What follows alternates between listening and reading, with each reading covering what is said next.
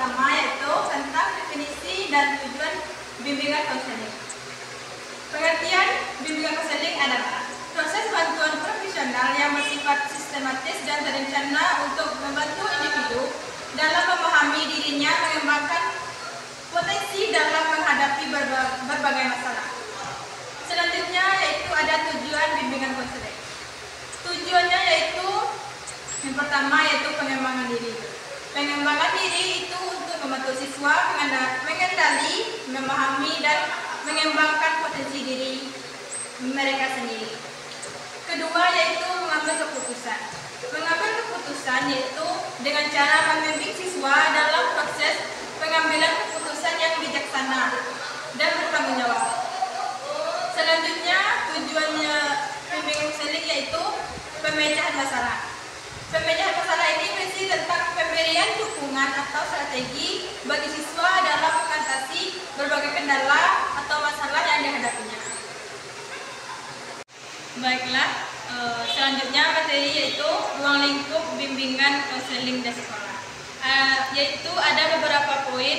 Yang pertama yaitu tentang bimbingan pribadi. Bimbingan pribadi ini berisi tentang membantu siswa dalam menghadapi diri mereka sendiri dan membangun konsep diri yang positif yang melatar belakangi dirinya sendiri. Yang kedua yaitu bimbingan karir. Di bimbingan karir ini membantu siswa dalam merencana masa depan dan memilih karir yang sesuai dengan diri mereka sendiri atau ke masa depannya. Yang ketiga yaitu berisi tentang bimbingan akademik. Bimbingan akademik ini berisi tentang memberi dukungan kepada pelajar atau peserta didik atau mahasiswa atau siswa dan untuk strategi belajar mengatasi kesulitan di bidang akademik. Yang terakhir yaitu bimbingan sosial emosional.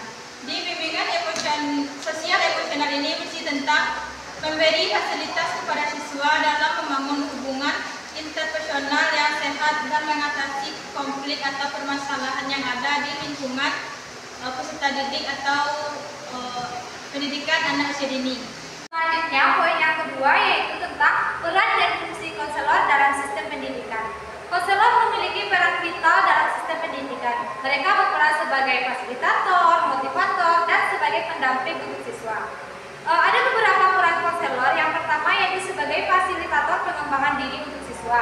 Yang kedua sebagai motivator potensi siswa. Dan yang ketiga sebagai pendamping dalam mengatasi kesulitan untuk siswa. Selanjutnya ada fungsi konselor.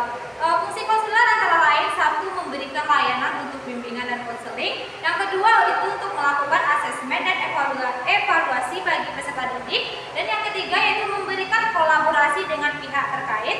Dan yang keempat menjalankan program konseling.